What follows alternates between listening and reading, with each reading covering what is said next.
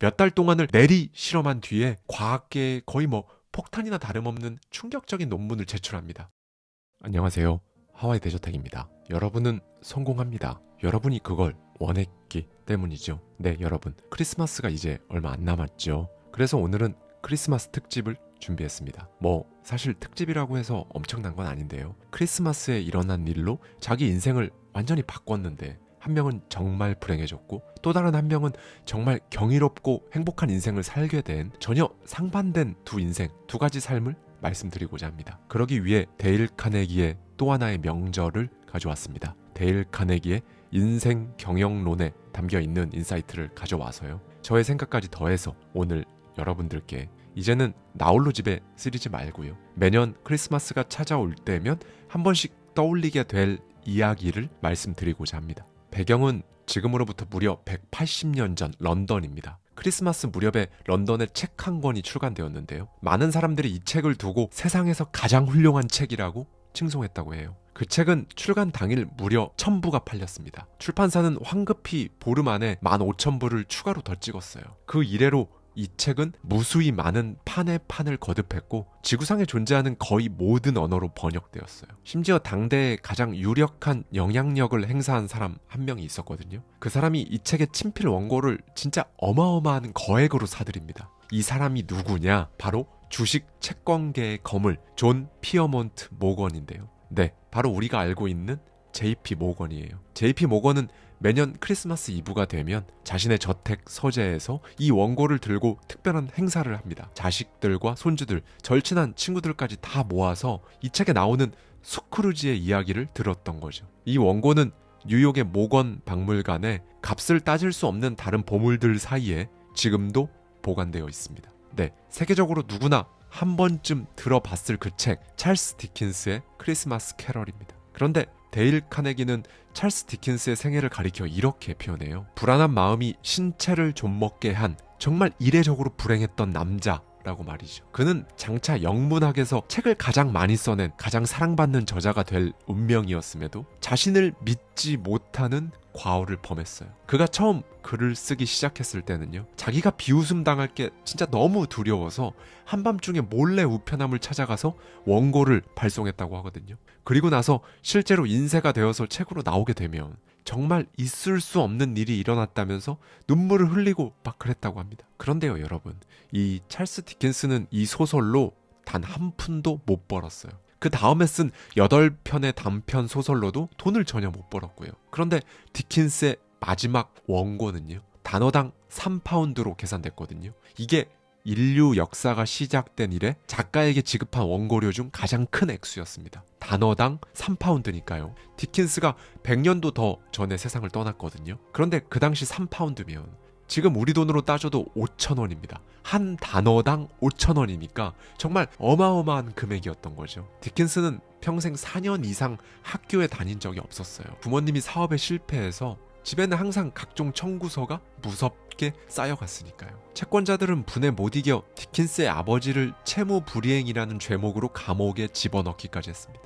네, 찰스 디킨스의 어린 시절은요, 진짜 어둡고 애잔한 걸 넘어 그 이상으로 비참했어요. 아버지가 감옥에 수감되었을 때 디킨스는 겨우 10살이었거든요. 집에는 진짜 먹을 것도 없었습니다. 디킨스는 그 어린 나이에 매일 아침 전당포로 갔다고 하는데요. 얼마 남지 않은 가구를 팔아야 하루에 한 끼라도 밥을 먹을 수 있었으니까요. 급기야 자신이 너무나 아끼던 마지막 10권의 책도 팔아버려야 했어요. 그 책들을 팔 때의 비통함은 진짜 이루 말할 수 없었다는 그의 이야기는 아직도 많이 회자되죠. 그런데 이렇게 버티는 건 당연히 얼마 못 갔을 겁니다. 그리고 그 당시에는 이게 가능했던 것 같은데요. 결국 디킨스의 어머니는 이제 결정을 내립니다. 바로 디킨스를 포함한 4명의 아이들을 데리고 감옥으로 들어가서 남편과 함께 살아요. 디킨스는 낮에는 감옥 안에서 하루 종일 가족들과 보내고 밤이 되면 혼자 감옥에서 걸어 나와 다락방으로 돌아갔다고 합니다. 디킨스가 조금 더 자라서 이제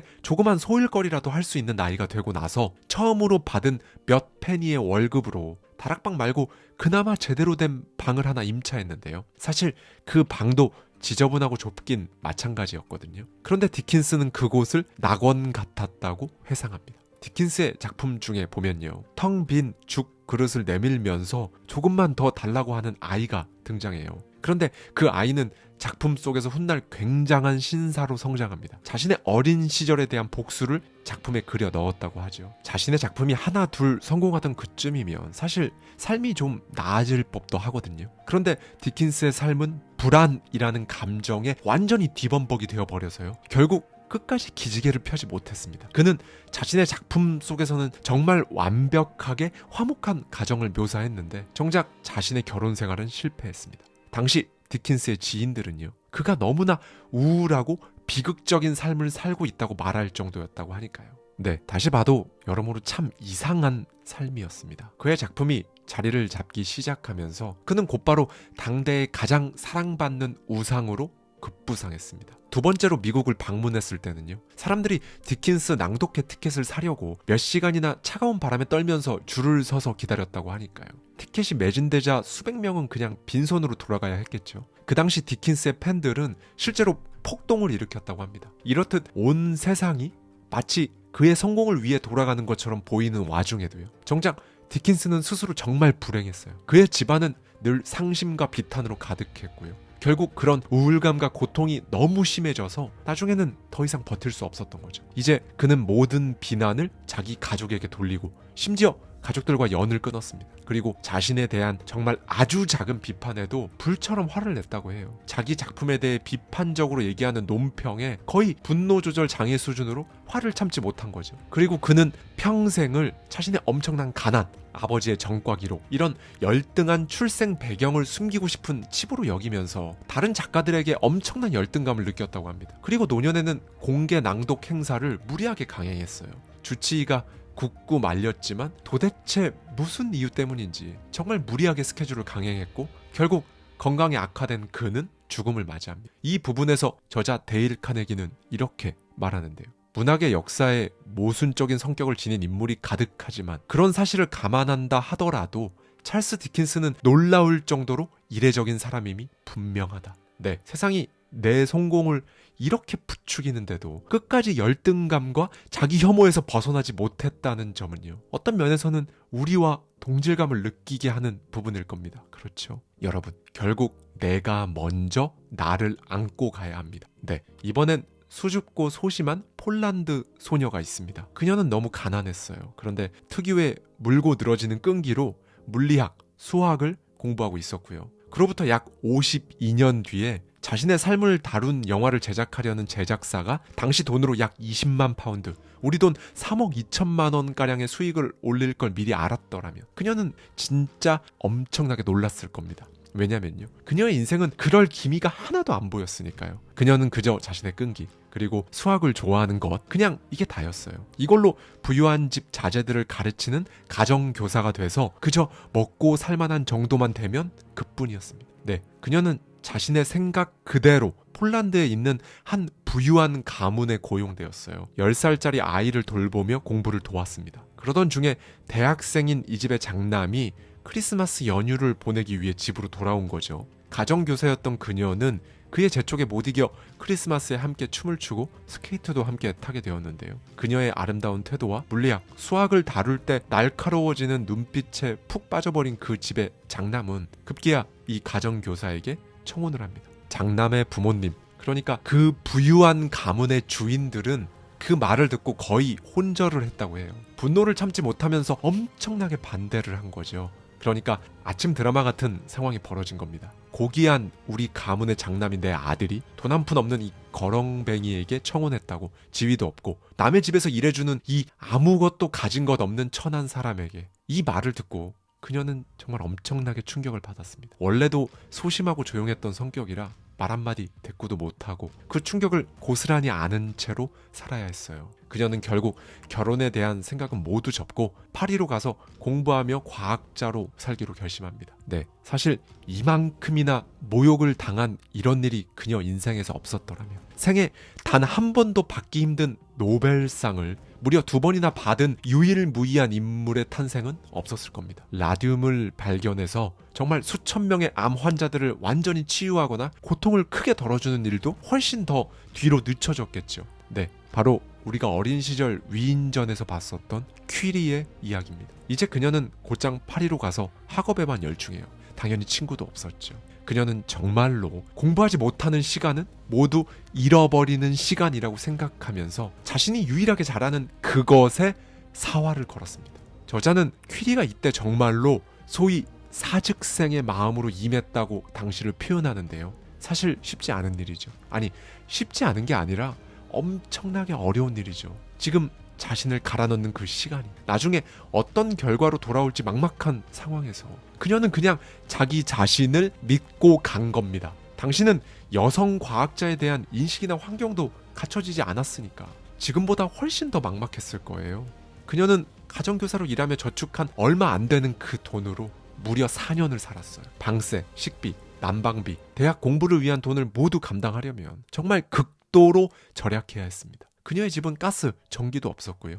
당연히 난방도 되지 않았습니다. 겨울에는 무감각한 손가락과 떠는 어깨를 애써 다독이며 수학 문제에 매달렸어요. 밤에 잠들기 전에는요. 저체온이 오는 걸 막으려고 수건, 베개, 시트, 여벌의 옷을 전부 꺼내서 침대 위에 올려놓았습니다. 그리고 정말 절박한 마음에 어떻게든 온기를 더해달라고 울면서 참에 들었고요. 한 번은 수업을 듣다가 기절했고요. 의식을 잃은 후에 다시 의식이 돌아오고 나서 며칠 동안 체리 몇 개, 무 한 단만 먹었다는 걸 담당 의사에게 실토했다고 해요. 그런데요, 여러분. 그녀가 수학 문제를 풀 때면, 그리고 학업에 열중할 때면 그녀는 진짜 어떤 깊은 열망에 사로잡혀서 자기가 지금 몇 끼를 굶고 있는지 그 굶주림에 전혀 동요되지 않았다고 합니다. 추위도 마찬가지고요. 그리고 3년 뒤 그녀는 프랑스에서 가장 저명한 과학자 중 한 명인 스쿠어도프스카라는 남자에게 유일한 사랑을 느끼고 결혼합니다. 이 부부가 가지고 있던 세속적인 물건이라고 할 만한 건 2대의 자전거가 전부였다고 해요. 그리고 다시 3년 뒤 그녀는 마침내 박사학위를 준비합니다. 결혼 후 그녀의 삶이 이렇다 할 만큼 나아진 건 아니었는데요. 그래도 혼자 있을 때 침대를 갖가지 옷으로 꽁꽁 싸매고 울면서 기도하다 잠들던 그때보다는 훨씬 더 따뜻한 삶이었다고 합니다. 네, 마침내 그리고 그저 조금 더 집중할 수 있었던 거예요. 박사학위를 얻기 위해서는 독창적인 연구를 하고 그 내용을 논문으로 완성해야 했으니까요. 그녀는 자신이 발견한 수수께끼에 대해 의문을 품으면 곧바로 연구를 거듭했어요. 그렇게 정말 수백 가지의 광물들을 검사하며 연구하던 그녀는 마침내 그 강력한 광선이 어떤 미지의 원소 때문에 발사된다는 결론을 내립니다. 그리고 이때부터는요, 이제 그녀의 남편도 그녀의 연구를 도와서 함께해요. 몇 달 동안을 내리 실험한 뒤에 부인과 남편은 과학계의 거의 폭탄이나 다름없는 충격적인 논문을 제출합니다. 우라늄의 방사선보다 200만 배 더 강력한 방사선을 지닌 금속을 발견했고 이 광선은 오로지 엄청나게 두꺼운 납으로 만든 판으로만 막을 수 있다는 논문이었어요. 이 금속을 그들은 라듐이라 명명합니다. 그녀는 1903년 처음 노벨상을 받았어요. 그리고 1911년에는 화학 분야에 걸출한 업적으로 2번째 노벨상을 받습니다. 그리고는 자신이 끔찍하게 낡은 창고에서 흙바닥을 밟으며 연구에 매진했던 그 4년이 자기 인생에서 가장 행복했노라고 분명하게 말했습니다. 추위로 몸이 덜덜 떨리고 피로로 쓰러졌지만 스스로를 믿고 본인이 사랑하는 일에 모든 시간을 쏟아부은 날들이었던 거죠. 더 충격적인 건요, 그녀가 자신의 역사적인 이 발견에 대해 돈을 받지 않겠다고 선언한 겁니다. 당시 1902년 무렵에 그녀와 그녀의 남편은 그들의 업적으로 인해 나오는 큰 돈으로 부자가 될지 아니면 오로지 과학 연구에 충실한 삶을 계속 살지 결정할 수 있었거든요. 물론 당연히 그녀가 이전과 같은 궁핍한 삶을 계속 이어가야 했던 건 아니었죠. 그런데 그녀는 진심으로 정말 자신의 마음이 가장 편안한 삶을 선택했어요. 네, 그리고 그렇게 32년간을 원하던 삶, 경이롭고 행복한 삶을 살다가 1934년 그녀는 정말 행복하게 눈을 감았습니다. 네, 여러분, 크리스마스를 코앞에 두고 있는 오늘 내면이 단단하지 못했던 어떤 남자, 그리고 정말로 단단한 내면을 가지고 명확하고 뚜렷한 목표를 가지고 살아간 어떤 여자의 이야기를 들어보셨습니다. 시련은 마음의 시금석이라는 말이 있는데요, 이걸 제 버전으로 쉽게 말씀드리면 시련은 인생의 발판일 겁니다. 불행했던 찰스 디킨스처럼 사실은 세상이 전부 나를 받아들일 준비가 되었음에도 계속 시련에 발이 채여 스스로를 발걸어 넘어뜨리는 그 마음으로 살아갈 건지, 그 시련을 시금석으로 삼아서 내 가치를 내보이고 다시 돌려받는 단단하고 평온한 삶을 살 건지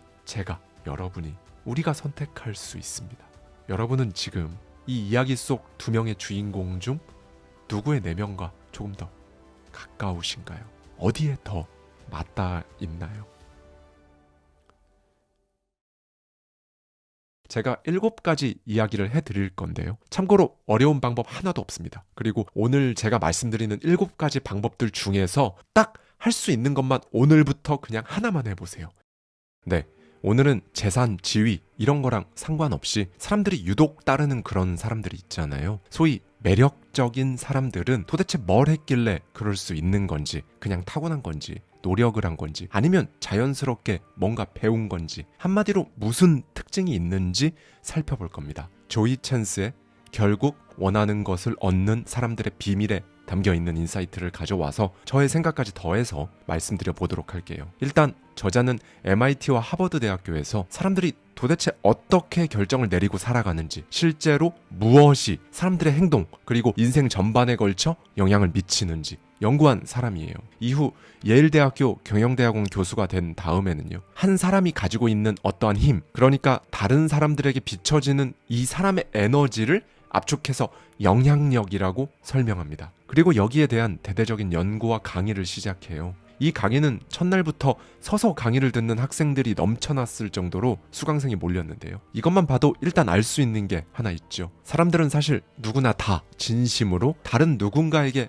매력적으로 보이고 싶어 한다는 겁니다. 이 욕구가 엄청나다는 거예요. 그런데 사실 이 개념은 약간 막연하잖아요. 손에 잡히지 않는 이 개념을 어떻게든 자기 걸로 만들어서 사용해 보고자 이렇게들 이 강의에 많은 예일대 학생들이 몰린 겁니다. 저자 조이 챈스는 특별한 근거 없이 이걸 해야 한다라고 하지 않아요. 매력이라는 것에 대해 진짜 확 와닿는 뇌과학적 근거를 들어서 설명해 줍니다. 그래서 좀 더 믿고 행동할 수 있도록 해주는 것 같아요. 여러분, 사실 이 매력이라는 건요, 결국 영향력인 겁니다. 이 영향력이 커졌을 때 우리는 돈을 더 벌고 사람들의 시선을 끌고 정말로 다양한 형태의 이익을 취할 수가 있다는 거죠. 네, 저자는 성공을 하고 싶다면 결국 영향력을 전파해야 하고, 이게 우선이 되었을 때 이제 자연스럽게 매력이 발산되면서 재산이나 지위는 저절로 따라온다고 강조하는데요. 자, 그런데 진짜 중요한 게 있어요. 한 사람의 영향력은 DNA를 통해 전해지죠. 그래서 우리가 유전이 중요하다 이런 이야기를 하는 거고요. 영향력이 대대로 내려오는 집안은 익숙한 관용구인 따놓은 당상처럼 성공의 명맥을 자연스럽게 이어갈 수가 있다는 겁니다. 저자는 이 영향력을 이렇게 설명해요. 영향력이라는 건 이번 삶에서 당신이 함께 나눌 사랑이고 죽고 난 뒤에 남겨줄 유산이다. 이 영향력이 바로 변화를 만들고 마음과 정신을 움직일 능력을 준다. 네, 사람은 영향력으로 자신이 원하는 곳까지 도달합니다. 어떻게요? 다른 사람들에게 매력적으로 보여짐으로써요. 이쯤에서 이런 생각이 드시는 분들 많으실 거예요. 아니, 나랑 우리 집안은 사람들한테 매력을 어필할 게 1도 없는데 괜찮습니다. 얼 나이팅게일도 말했지만 진짜 중요한 핵심이 하나 있어요. 그 모든 부잣집 가문들, 영향력 있는 가문들도 처음부터 그런 게 아니었다는 겁니다. 거슬러 올라가면 누군가는 이 거지 같은 인생 내가 바꾼다는 마음으로 다르게 생각하고 다르게 행동한 결과가 지금의 그 집안들을 만들어낸 거예요.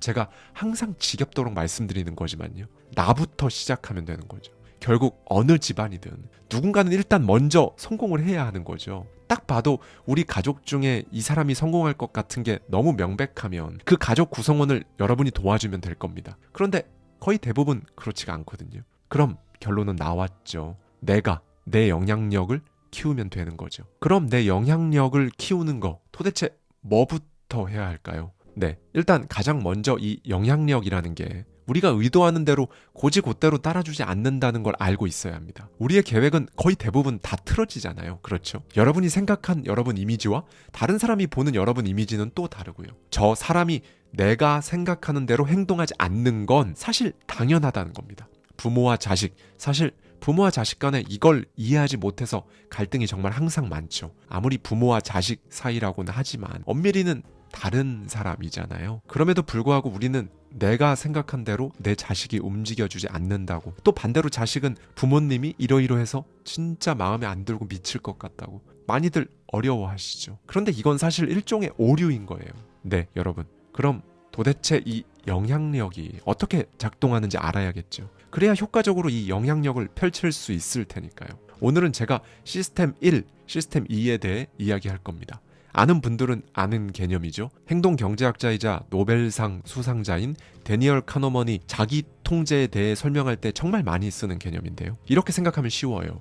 우리 안엔 두 개의 자아가 있습니다. 빠르고 충동적이고 직관적인 행동가. 네, 이게 시스템 1입니다. 이 시스템 1이 잘 작동하기 때문에 우리는 이미 들인 습관에 대해 별다른 이의를 제기하지 않고 생각 없이 양치를 하고, 더우면 옷을 벗고, 추우면 따뜻한 걸 찾고, 배고프면 먹고 마실 수 있는 거예요. 그런데 이게 마냥 좋은 게 아닙니다. 우리는 이 직관적인 행동가인 시스템 1 때문에 화가 나면 그냥 아무 생각 없이 그 자리에서 화를 내버리잖아요. 나중에 후회할 거면서 말이죠. 또 눈앞의 상황에만 반응하고 계속 꾸준히 해야 하는 중요한 일인데 실증 나면 이제 안 해버리는, 순간을 살아가는 수동적인 존재로 전락합니다. 그런데 우리는 사람이잖아요. 이 시스템 1이 너무 날뛰기 전에 저지를 해야 할 겁니다. 그래서 우리 뇌에는 시스템 2라는 게 하나 더 있는 거예요. 직관적인 행동가를 통제하는 계획가. 이게 바로 시스템 2입니다. 이 시스템 2는 느리게 추론하고 말 그대로 심사숙고하는데요. 네, 여러분. 그러니까 그냥 정말 쉽게 말씀드리면 이겁니다. 우리가 보통 내 스스로를 컨트롤한다라고 표현하잖아요. 내가 나를 컨트롤한다는 건 결국 이 시스템 1과 2가 충돌하는 것에 관한 거예요. 우리는 늘 사실 미쳐 날뛰려고 하는 시스템 1이라는 이 본능을 억제하기 위해 이 시스템 2라는 의지를 씁니다. 시스템 2, 즉 통제하는 계획가는요, 직관적인 행동가인 시스템 1을 통제하기 위해 항상 두 가지 도구를 활용해요. 1. 재량권을 어느 정도 주는 대신에 처벌과 보상을 주거나 2. 애초에 처음부터 규칙을 부여하거나. 둘 중 하나예요. 첫 번째, 재량권을 준다는 말은요, 말 그대로 시스템 1이 일단 자기 마음대로 행동하게끔 두는 겁니다. 그런데 동시에 보상이나 처벌을 내리는 거죠. 어떻게요? 기분이 좋아지면 보상, 기분이 나빠지면 처벌인 거예요. 이런 식으로 어떤 행동을 더 하고 싶게 만들거나 하고 싶지 않게 만들어 버리는 거죠. 두 번째로, 우리가 보통 마음의 여유가 좀 있을 때 시스템 2가 갑자기 마음을 다잡고 규칙을 딱 만듭니다. 우리가 하는 다짐이나 계획들 있죠. 이게 시스템 1에게 행동 규칙을 부여해서 그대로 행동하라고 명령하는 거예요. 그런데 보통은 여기서 충돌을 엄청나게 많이 하는데요. 그래서 사람들은 일반적으로 이 행동 규칙을 잘 지키는, 소위 자기 컨트롤을 잘하는 사람에게 매력이라는 걸 느끼는 거고요. 뭐 여기까지는 쉽습니다. 내가 나를 통제하고 나를 컨트롤할 때는 시스템 2 말을 잘 들으면 되는 거니까요. 시스템 2의 힘을 조금씩 키워나가면 됩니다. 그런데 우리가 다른 사람들에게 매력적으로 비춰지는 데는 내가 나를 잘 가꾸는 것도 중요하지만 오히려 다른 사람과의 의사소통, 즉 인간관계를 어떻게 풀어가느냐, 이것도 매력의 중요한 요소로 작용하거든요. 그런데 저자는 이 인간관계에서만큼은요, 시스템 2가 1보다 힘이 없다고 합니다. 이게 무슨 말이냐? 사람은 결국 다른 사람의 이야기를 듣고 뭔가를 판단할 때 시스템 2보다 시스템 1에 의지한다는 거예요. 이게 어느 정도냐면요, 다른 사람과 상호작용을 할 때만큼은 우리의 결정 그리고 행동의 95%가 시스템 1에 의해 좌우된다는 겁니다. 그래서 사기를 많이 당하는 거예요. 과거의 저처럼요. 이성적으로 보면, 그러니까 통제하는 계획가라는 시스템 2로 보면 진짜 말도 안 되는 건데 사기 당하고 그러잖아요. 이게 다른 사람과 상호작용하는 인간관계의 영역에서는 이런 일이 정말 빈번하게 일어난다는 겁니다. 그러니까 누군가가 여러분한테 와서 뭐 아무리 논리적으로 증거까지 딱 준비해서 A가 좋다고 백날 말해봐야 여러분 본능이 B에 끌리면 그리로 간다는 거죠. 시스템 1은 감정, 습관, 선호, 직감 이런 것들로 이루어져 있어요. 그래서요, 여러분, 우리는 보통 다른 사람 이야기를 들을 때 스스로 내가 지금 논리적으로 판단하고 있다고 생각하거든요. 그런데 사실은 감정과 직감에 따라 정보들을 처리하고 있는 겁니다. 네, 여러분, 여기서 또 정말 중요한 포인트가 하나 나왔죠. 우리는 보통 누군가를 바꾸려면 논리적이고 합리적인 주장을 해서 설득해야 한다고 생각하잖아요. 그런데 이렇게 하는 건 영향력과 매력이라는 거에 대해 완전히 거꾸로 접근하는 방법이라고 저자는 일침을 날립니다. 결국 여러분이 누군가에게 영향력을 갖고 싶다면 감정을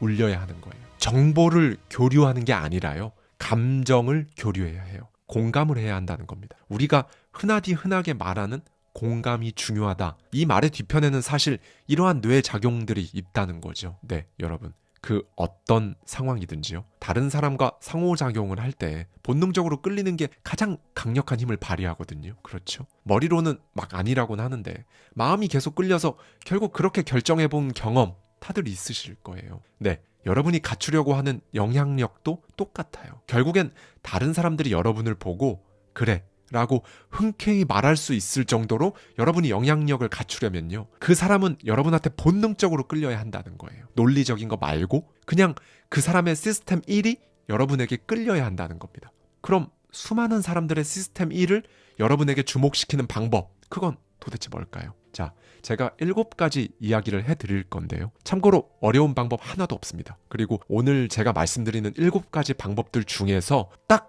할 수 있는 것만 오늘부터 그냥 하나만 해보세요. 처음부터 다 하실 필요도 없어요. 첫 번째로 부탁하는 경험을 늘리십시오. 단 되게 쉬운 걸 부탁하는 거죠. 진지하게 눈을 마주치며 하는 쉬운 부탁은요. 사람이 정말 단칼에 아니라고 딱 잘라 말하는 것과 비슷한 정도의 충격을 준다고 합니다. 실제로 쉬운 부탁을 남들한테 살갑게 잘하는 사람들이 더 좋은 성적, 더 큰 연봉과 승진, 원하는 취업 기회를 잘 잡아냈다고 해요. 여러분, 사람이 완벽한 사람에게 끌리는 것 같아 보이진 않으신가요? 그런데 그건 끌리는 게 아니에요. 그냥 머리로 와, 저 사람 멋있다 하는 거 그 이상도 이하도 아니라는 겁니다. 시스템 1이 진짜로 끌리는 건요. 사실 결핍이에요. 어떻게 보면 바로 이 점을 공략하는 거죠. 난 이 부분이 참 어려운데 넌 잘 아니까 간단한 팁 하나만 부탁해 라고 함으로써 여러분은 오히려 영향력이 넓어지고 이상하게 여러분을 따르는 사람이 생겨나는 걸 발견할 수 있을 겁니다. 두 번째는 일부러 카리스마 있는 존재가 되려고 애쓰지 않는 거예요. 이건 사실 굳이 막 관심 받으려고 안달복달하는 모습이거든요. 이런 모습은 오히려 시스템 1에게 역효과를 낳는다고 저자는 강조합니다. 세 번째는 이제 디테일한 방법인데요. 말할 때 앞에 죄송하지만, 제가 부족하지만 이라는 말을 가급적 쓰지 말라는 겁니다. 이런 말을 감소어라고 하거든요. 간혹 눈에 보이는 성과들이 워낙 뛰어난 사람들은요, 앞에 이렇게 감소어를 붙여도 오히려 겸손한 것처럼 보이는 사람들이 있어요. 그런데 그 사람들이 겸손해 보이는 이유는요, 그 사람이 굳이 말 안 해도 증명 가능한 성과들이 있어서 그런 겁니다. 그리고 그런 사람은 극소수고요. 그러니 여러분이 아직 그런 증명이 부족한 상태라면요, 여러분 스스로를 낮추는 표현, 그러니까 감소어는 쓰지 마세요. 알게 모르게 상대방의 시스템 1에 영향을 미쳐서요, 매력과 영향력을 감소시킬 수 있으니까요. 네 번째 방법입니다. 대화할 때 나는, 나를, 나와 같은 말을 써서 내 경험에 초점을 맞추는 건 최악이에요. 상대의 이름을 활용해서 상대의 경험으로 대화를 해보세요. 그 사람에게 관심을 줄수록 오히려 여러분에 대한 관심이 따라옵니다. 사람들은 내가 이해받았다고 느끼는 바로 그 순간 그 사람에게 엄청나게 끌리거든요. 그렇다고 내가 당신을 이해하고 있다, 이걸 막 구체적인 말로 표현할 필요는 없습니다. 그저 질문만 하고 잘 들어주면 되는 거예요. 다섯 번째 방법은 질문하기입니다. 이 질문하기는 제가 정말 많이 강조하는 포인트죠. 타인에게 질문을 잘하는 사람이 결국 내 스스로에게 질문도 잘하는 거거든요. 나랑 대화하는 법을 알아내는 게 바로 마인드셋의 출발입니다. 그렇게 생각의 수준을 높이고 그렇게 성공하는 거고요. 하버드 대학교에 흥미로운 연구 결과가 하나 있는데요. 앨리스 브룩스 교수 연구진은 한 가지 실험을 했습니다. 사람들이 서로를 알아갈 때 질문을 더 많이 하는 쪽이 더 큰 호감을 얻게 된다는 명백한 연구 결과를 발견한 거죠. 특히 또렷한 눈으로 던지는 연속된 질문은요, 다른 사람에게 진정성 있는 사람으로 인식된다고 합니다. 여섯 번째 방법은 다른 사람의 저항을 지켜보고 분석하는 건데요. 제가 늘 많이 말씀드리는 자극과 반응 사이에 공간을 둬야 한다는 것과 정확히 같은 맥락입니다. 다만 어떤 자극이 나한테 딱 왔을 때 그 자극에 대해 반응하기 전에 공간을 두고 찰나의 생각을 해보는 것, 이게 1인칭, 그러니까 여러분 스스로의 상황에만 적용된다면요, 저항을 지켜보는 이 일은 이제 사람들이 여러분의 의견에 어떻게 반응하는지 딱 지켜보고 바로 판단을 내리지 않는 거예요. 3인칭 관찰자 시점에서 분석해 보는 거죠. 보통은 어떤 상황에 휘말리게 되면 감정적으로 대응해 버리거든요. 이런 상황에서 한 발 떨어져서 보는 사람은 엄청나게 소수일 텐데요. 바로 이 소수의 사람들이 이제 뭔가 대세와 다르게 간다는 뉘앙스를 다른 사람들에게 주게 되고 결국엔 영향력 있는 사람이 된다는 겁니다. 이제 마지막 7번째인데요. 가장 중요한 겁니다. 누군가가 여러분에게 영향력을 딱 미치려고 할 때 여러분은 이렇게 생각하면 돼요. 이 상황은 내가 주도하고 있고 이쪽이든 저쪽이든 나는 내 마음대로 선택할 수 있다. 결국 내 시간이고 내 상황이니까 내가 컨트롤한다라고 딱 인식하는 것, 이렇게 생각하는 습관이 장착되면요, 사람은 무조건 여유를 갖게 돼요.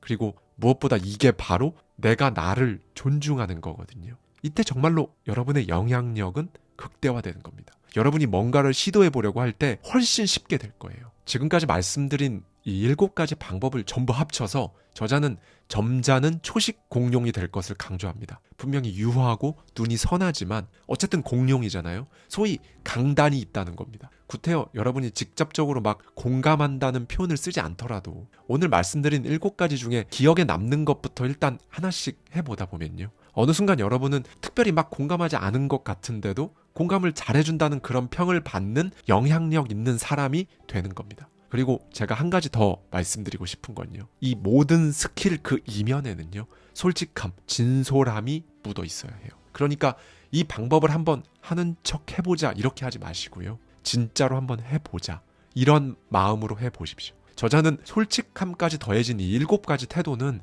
진짜 사람이 거부하기 힘든 조합이라고 강조하는데요, 그만큼 여러분이 영향력을 지닌 사람이 되기에 최고의 방법이라는 거예요. 그렇게 여러분의 매력은 막 현재의 자산, 사회적 지위 이런 거랑 상관없이 올라가게 되는 겁니다. 그리고 이 매력은 이제 영향력이 되는 거고요. 정리를 좀 해볼까요? 오늘은 나의 영향력, 즉 매력을 키우는데 가장 중요한 개념인 시스템 1, 시스템 2에 대해 말씀드렸는데요. 여러분의 매력은 여러분이 여러분 스스로를 컨트롤하는 것, 그리고 다른 사람들과 상호작용하는 것, 크게 이 2가지 매력에서 나오는데요. 여러분이 여러분 스스로를 컨트롤할 때는요, 심사숙고하고 계획적인 뇌의 시스템 2가 막강한 힘을 발휘합니다. 반면에 사람들과 상호작용을 할 땐 의외로 뇌의 시스템 1, 즉 본능에 끌리는 매력이 중요하다고 말씀드렸고요. 이 매력은 7가지 팁을 통해서 얼마든지 키울 수 있다고 말씀드렸습니다. 여러분, 무엇보다 매력 있는 사람이 되어야 하는 이유를 꼭 잊지 않으셨으면 좋겠어요. 단순히 무슨 세 보이고 싶어서, 아니면 누구를 이기려고, 명성을 얻으려고, 이런 게 아닙니다. 결국 여러분 스스로를 조금 더 영향력 있는 사람으로 만들어내면요, 여러분이 원하는 그걸 훨씬 더 쉽게 낚아챌 수 있다는 거예요. 그런 인생을 살기 위해서입니다. 오늘은 저자 조이 챈스의 말로 영상을 마무리하도록 할게요. 당신이 어떤 상황에 있건 어떤 처지이건 영향력이 있는 사람이 되는 길을 따라가라. 그러다 보면 삶의 특정 지점에서 자신이 전보다 훨씬 더 큰 꿈을 꿀 준비가 되어 있다는 사실을 마주할 것이다. 여러분, 이 사회적 중력은요, 여러분이 특별하기보다 평범한 사람이 되길 원합니다. 여러분이 진짜 인생을 바꿀 거라면 이 중력권 벗어나야 돼요. 여러분을 성공으로 이끌어줄 대저택 서재, 오늘은요, 여러분이 원하는 삶으로 인생 바꾸는 과정을 통과하고 계시거나 그렇게 하고 싶은 생각이 있으시다면요, 그 지점에서 개인적으로 제가 진짜 중요하다고 생각하는 부분을 말씀드리고자 합니다. 오늘은 이 메시지를 드리면서 시작해 보려고 하는데요, 여러분에게 역풍으로 작용하는 사람들에게 등을 돌리십시오. 네, 여러분이 유치원에 가서요, 거기 있는 아이들에게 누가 노래를 잘 부르냐고 물어보면요, 아마 전부 다 손을 들 겁니다. 이제 시점을 한 25년 뒤로 이동해 볼까요? 이제는 어른이 된 그때 그 아이들에게 노래를 잘하는 사람 계신가요? 라고 똑같은 질문을 해보면요, 몇 명만 손을 들 거예요. 뭐가 바뀐 걸까요? 유치원 시절의 아이들은 아무도 자기에게 노래 못한다고 하는 사람이 없었거든요. 그래서 본인이 노래를 잘한다고 믿었던 거죠. 그런 아이들이 자라면서 누군가에게 노래 못한다는 소리를 들었고 그렇게 움츠러든 겁니다. 성인이 된 이 아이들 중에는 진짜 음치 수준으로 노래를 못하는 사람도 있겠죠. 그런데 문제는 객관적으로 봤을 때 노래를 꽤나 잘하는데도 불구하고 나는 노래를 못한다라고 믿는 사람들도 꽤나 많다는 거예요. 그래서요, 여러분, 성공은요, 여러분이 가고자 하는 그 길에 진짜 끊임없이 불어오는 역풍에게 등을 돌릴 줄 아는 사람이 하는 겁니다. 제가 자꾸 역풍에게 등을 돌리라고 말씀드리는데요, 역풍에게 등을 돌리면 그 바람은 이제 여러분 등 뒤에서 여러분을 밀어주는 순풍이 될 겁니다. 그러니까 여러분 잠재의식에 성공 소프트웨어로 갈아 끼워서요. 정말 단단한 돌멩이 같은 여러분의 내면이 필요한 거고요. 그런 역풍에 휘둘리지 않고 과감하게 등 돌리려면요. 그게 필요합니다. 이 부분에 대한 저자의 생각을 한번 들어볼까요? 역풍에 등을 돌리면 바람이 당신의 등을 밀어준다. 추월 차선을 달리고 가속을 얻으려면 당신이 가고자 하는 방향의 역풍으로 작용하는 사람에게 등을 돌려라. 당신은 사회라는 중력, 힘, 기대라는 것들로부터 자유로워져야 한다. 이 중력의 힘에서 벗어나지 못하면 영원히 반복되는 평범한 인생의 늪에 빠져 허우적거리게 될 것이다. 네, 그럼 구체적으로 누가 역풍으로 작용할까요? 심플합니다. 잘 들어주세요. 여러분을 이해하지 못하거나 이해할 생각조차 없는 가족과 친구들. 보험과 연금이 사실상 제일 중요하고 평생 원하지 않는 일을 꾸역꾸역 하며 살아가는 건 다들 그러는 거니까 당연한 거고, 그게 바로 인생이라고 말하는 사람들, 여러분의 정신을 흐트러뜨리는 각종 SNS에 떠도는 미신들, 진짜 부자가 아닌데 부자처럼 보이려고 애쓰는 사람들의 모든 논리, 여러분이 처한 환경, 여기서 특히 중요한 건요, 여러분에게 녹아들어있는 여러분 환경이요. 사실은 여러분의 가능성을 좀먹고 있는 환경이란 걸 눈치채고 알아채는 것, 이겁니다. 여러분, 거의 대부분의 사람들에게 이 역풍이라는 건요, 자기가 놓인 환경입니다. 이 환경은 사람, 공간, 시간이 버무려져서 만들어져 있거든요. 그렇다면 이 사람, 공간, 시간은 어떻게 여러분 옆에 있는 거죠? 여러분이 선택했으니까 여러분 곁에 있는 겁니다. 여러분이 선택하지 않은 것 같다고 생각이 드는 것들조차 근본적으로 파고 들어가면 결국 여러분이 선택한 거예요. 나를 힘들게 하는 그 직장 동료는 내가 선택한 게 아닌데 그 직장을 선택했잖아요. 그렇죠? 좀 더 들어가서 살펴볼게요. 가난 혹은 내가 원치 않는 인생을 살고 있는 진짜 이유가 뭘까요? 일단 돈이 부족할 수 있죠. 집안 문제로 골머리 썩을 수도 있습니다. 그런데 그게 원인일까요? 돈이 부족한 것, 집안 문제로 골머리 썩는 것, 이건 원인이 아니라 전부 증상이에요. 교육의 부족, 기회의 부족, 의지의 부족, 이것도 전부 하나의 증상들이고요. 지금 여러분이 놓여 있고 빠져나오기 힘들다고 생각되는 그 원치 않는 인생의 근원을 추적해보면요, 사실 전부 한 가지에서 비롯된다는 걸 알 수 있습니다. 바로 선택이죠. 여러분 선택이 지금 여러분의 인생을 만든 주요 원인입니다. 우리가 일반적으로 말하는 어떤 것 때문에 내가 그렇게 못했다라는 것들은 다 증상이에요. 증상이 일어나는 데는 전부 내 선택이 작용했다는 사실을 알아차릴 필요가 있습니다. 문제의 핵심을 더 파고 들어가 볼게요. 자동차에 연료 탱크가 새고 있다고 가정해 볼까요? 여러분은 이걸 어떻게 고치실 건가요? 증상만 해결하려고 하는 사람은요, 기름의 양을 유지하기 위해 기름이 빠르게 줄어드는 만큼 주유소를 계속 찾아갈 겁니다. 그렇죠? 지금 이 사례가 되게 바보 같잖아요. 그런데 우리는 삶의 여러 가지 증상들을 생각보다 이런 방식으로 해결하며 살아갑니다. 문제를 해결하는 게 아니라 일단 눈에 보이는 증상만 해결하면서 살고 있진 않으신가요? 만약 진짜 원인, 그러니까 증상이 아니라 문제를 해결하려는 사람이라면요, 연료 탱크에 생긴 구멍을 막겠죠. 네, 전자는 증상을 해결한 반면 후자는 문제를 해결한 겁니다. 이 비유를 성공과 선택이라는 문제에 적용시켜 보면 어떻게 될까요? 만약 지금 여러분이 있는 그 자리가 여러분이 원했던 곳이 아니라면요, 그 원인은 여러분이 한 선택에 있습니다. 처한 상황은 그 선택으로 인한 증상인 거죠. 그리고 이 선택들이 모여 과정이 되고요, 이 과정이 여러분의 라이프 스타일인 겁니다. 그리고 우리는 이걸 환경이라고 부르죠. 지금까지의 여러분 선택이 만든 지금의 환경, 앞으로 여러분의 선택이 만들어낼 앞으로의 환경, 원하는 인생을 사는 방향을 선택하고 싶으신가요? 혹은 지금 이런 것들을 내려놓고 살고 싶으신가요? 여러분은 보다 원대한 목표를 갖고 인생을 살기로 선택할 수도 있고요, 그냥 인생 흘러가는 대로 내버려두는 선택을 할 수도 있습니다. 부자가 되게 해준다는 이런저런 이론들, 아니다, 그것보단 삶에서 이게 더 중요하다고 말하는 또 이런저런 이론들, 이런 것들을 믿기로 선택할 수도 있고요, 믿지 않기로 선택할 수도 있죠. 뭘 선택하든 상관없습니다. 여기서 중요한 건 뭔가요? 공통 분모는 여러분이라는 겁니다. 여러분이라는 운전대, 그러니까 선택은 여러분의 인생에서 가장 강력한 통제권을 발휘하는 거예요. 그런데 진짜 안타까운 건요, 이 운전대를 남에게 줘버리는 선택을 하는 사람들이에요. 선택권을 남에게 줘버리는 건 이런 거죠. 그 사람, 그 상사, 그 직업, 주식시장, 부동산 경기, 경제 상황, 그 밖에 모든 형태의 타인에게 내 시간, 내 생각의 품을 줘버리고 그들이 원하는 시간으로 채워지게 그들이 대신해주는 생각으로, 그러니까 90%가 가자는 방향으로 가는 겁니다. 바로 그 방향이 여러분한테 역풍으로 작용하는 거거든요. 그런데 대부분은 그 사실을 모르고 인생 안 바뀐다며 한숨 쉽니다. 그래서 단지 소수만 성공이라는 걸 하는 거예요.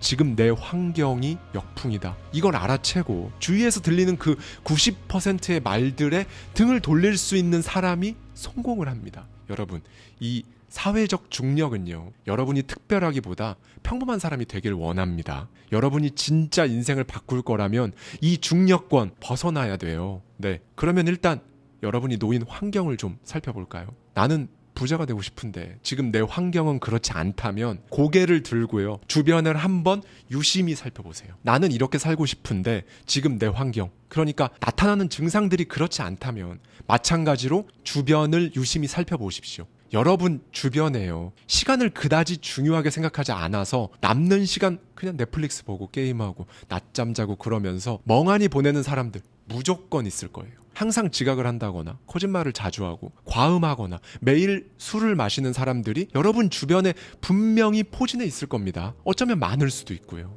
여러분이 하는 말마다 비꼬고 그냥 매번 한없이 가벼운 농담으로만 받아치기만 하고 뒤에서는 조롱을 일삼고 그런 식으로 여러분의 가능성을 깎아내리는 사람 있지 않으신가요? 그럼 여기서 체크를 한번 해보면 됩니다. 그들이 정말 여러분이 믿을 만한 사람인가요? 조금 전 제가 환경은 사람, 공간, 시간이 버무려져서 만들어진 거라고 말씀드렸는데요. 여기서 여러분이 바꿀 수 있는 유일한 건 사람입니다. 그리고 이 사람을 바꾸면요, 공간과 시간은요 알아서 바뀌는 거예요. 이게 무슨 말이냐면요, 사람은 길과 같아요. 원래는 길이 없죠. 같이 모여든 이 사람들의 에너지에 따라서 여러분 인생에 어떤 길이 이제 납니다. 그리고 이 길을 따라가면서 어떤 공간에 도착하게 되고 그러면서 시간이란 걸 보내게 되죠. 그래서 이 길의 방향이 정말 중요해요. 왜냐하면 여러분은 그 길대로 계속 따라가게 되니까요. 그러면서 여러분이 가는 그 길 양옆, 앞, 뒤에서 특정한 메시지들이 여러분에게 계속 주입될 겁니다. 여러분은 영향을 안 받을 수가 없어요. 그리고 이제 그 길 안에서만 여러분은 선택지들을 확인하고 선택을 하게 되고요. 이렇게 여러분은 알게 모르게 휘둘리고 이끌려서 계속 가고 있는데 나랑 맞지 않는 길이라는 게 딱 느껴지면요, 그때부터 그걸 딱 끊어내고 뒤돌아설 수 있어야 한다는 겁니다. 안 그러면 인생 안 바뀌죠. 여러분이 얼마나 훌륭한 사람과 함께 하는가가 훌륭한 길을 만듭니다. 그 길 안에서 선택을 하면요, 그 선택 또한 훌륭하겠죠.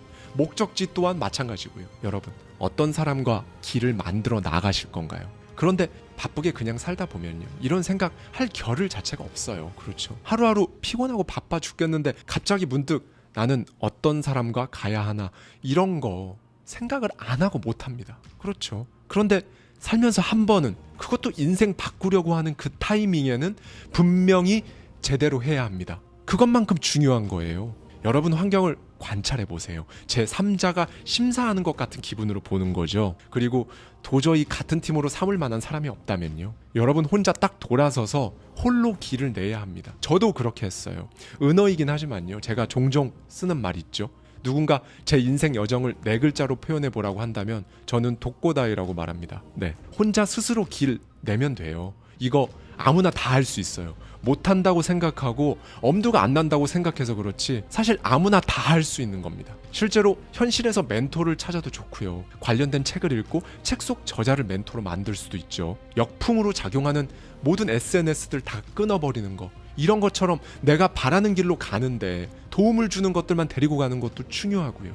여러분, 정말 중요한 이야기를 하나 할게요. 내 길이 아닌 길에 허비하고 있는 모든 시간은요, 여러분을 가난하게 만듭니다. 우리 일생은요, 자유시간 더하기 노동시간으로 이루어져 있어요. 노동시간은 자유시간의 대가고요, 또 반대로 자유시간은 노동시간의 대가죠. 그리고 우리는 원하는 만큼 자유시간을 늘리기 위해, 혹은 최소한 내가 하고 싶은, 내가 보람찬 일로 노동시간을 채우기 위해 일단은 하기 싫은 그 일을 해 나가면서 자동 수입을 점차 늘리고 연봉을 높이는 등 부를 쌓으려고 하는 거고요. 네, 이렇게 우리는 정말 여러 가지 방법으로 노력하면서 자유시간을 늘리려고 합니다. 그리고 자기가 원하는 만큼 자유시간을 늘리고 노동시간마저 자기가 원하는 일로 채워서 노동시간과 자유시간의 그 경계를 허물어버린 사람이 제가 정의하는 성공한 사람입니다. 사실 거의 대부분의 사람들이 이런 삶을 원하고요. 그런데 이 원하는 삶과 정확히 반대로 가는 방법이 있어요. 스스로의 자유시간에 대해 굉장히 엉성하게 평가하세요. 그러면 이 시간들이 쌓이고 쌓여서 정확히 여러분이 원하는 인생과 다른 방향으로 여러분을 데려갈 겁니다. 이 자유시간에 대한 엉성한 평가라는 건 뭘 의미할까요? 이런 겁니다. SNS에서 의미 없는 시간을 보내거나 휴식도 아니고 몰입하는 것도 아닌, 그렇다고 유익한 것도 아닌, 한마디로 애매하게 시간을, 하루를 보내는 거죠. 200만 원짜리 명품은 사면서 갑자기 어느 날은 온라인 쇼핑하다가 단돈 2,000원 더 싼 데 찾아보겠다고 의미 없이 2시간을 보내는 것, 이런 겁니다. 그리고요 여러분, 그 중에서도 가장 치명적인 엉성한 자유시간은 이거예요. 역풍으로 작용하는 사람들과 보내는 시간을 아무렇지도 않게 여기는 것. 여러분이 가고자 하는 길에 반대되는 이야기를 듣는 것에 시간을 쓰는 것. 이 부분에 대해 저자는 이렇게 말합니다. 빈곤의 복잡한 뿌리 뒤에는 잘못된 선택, 잘못된 관계가 초래한 자유시간을 엉성하게 평가한 결과가 자리 잡고 있다. 즉, 시간의 가치를 잃어버린 사람들은 반드시 가난의 길로 빠진다. 여러분, 사실 우리는 돈이 아니라 시간을 써서 성공한다는 사실을 아셔야 해요. 그런데 대부분 어떤가요? 돈을 아끼기 위해 기꺼이 시간을 내어줍니다. 최소한 내가 이 관계에 시간을 내어주면 내가 돈은 좀 덜 써도 괜찮겠지 라는 마음으로 기꺼이 시간을 내어주죠. 그런데 성공한 사람들은 그 무엇보다 시간이 귀하다는 걸 압니다. 그래서 의사결정에 있어서도 시간을 핵심 사항으로 고려하거든요. 그런데 안타깝게도 대부분에게는 오직 돈만 귀한 거고 시간은 한참 뒤로 밀려서 온갖 어지러운 것들 정리하는데 다 써버립니다. 그렇죠? 성공하길 바란다면 성공한 사람의 마인드를 그대로 가져와서 커스터마이징 해야죠. 내가 쓰는 이 시간이 제일 귀하다는 걸 인위적으로라도 스스로 계속 생각해야 합니다. 내 시간이 제일 중요하다라고 말이죠. 그러니 여러분을 성공시키는 길과 오히려 멀어지게 하는 그 시간들로부터 진짜 꼭 멀어지세요. 무턱대고 너의 시간을 내놔라 하는 사람들하고 멀어지는 겁니다. 그래서 제가 사람을 먼저 바꿔야 공간과 시간이 바뀐다고 말씀을 드린 거고요. 우리가 지금 하는 선택이요, 얼마나 큰 나비 효과로 되돌아오는지 알아야 할 필요가 있습니다. 골프를 예로 들어볼까요? 골프채의 클럽 페이스가 공을 정면으로 치면요, 공은 직선으로 날아가 홀을 향합니다. 그런데 이 클럽 페이스의 각도가 1도쯤 어긋나서 공에 맞잖아요. 골프공은 코스를 벗어나게 날아가 버려요. 충격이 딱 발생하는 순간에 틀어진 각도 자체는 굉장히 미미하죠. 그런데 공이 날아가면서 그 각도가 점점 더 커지거든요. 결국 돌이킬 수 없이 어긋나 버리는 겁니다. 이거랑 똑같아요. 여러분이 가야 하는 그 길과 어긋나는 선택을 하게 되면요, 그 선택은 이제 오랜 시간에 걸쳐 여러분 인생에 심대한 영향을 끼치는 거고요. 선택은 이처럼 시간의 흐름에 따라 큰 차이로 벌어집니다. 이를 영향격차라고 지칭하는데요, 별 생각 없이 매일 우리가 내리는 그 수많은 결정들이 이제 시간이 지나면서 파문처럼 번지게 되는 거고요. 무슨 선택을 어떻게 해 나아가야 할까요? 부디 어렵게 생각하지 마세요. 여러분에게 역풍으로 작용하는 환경을 확인했다면요, 거기서 한 발짝만 떨어져 나오는 것, 그것부터 선택해 보십시오. 그리고 그 새로운 길에 그냥 한 발 들이밀어보는 겁니다.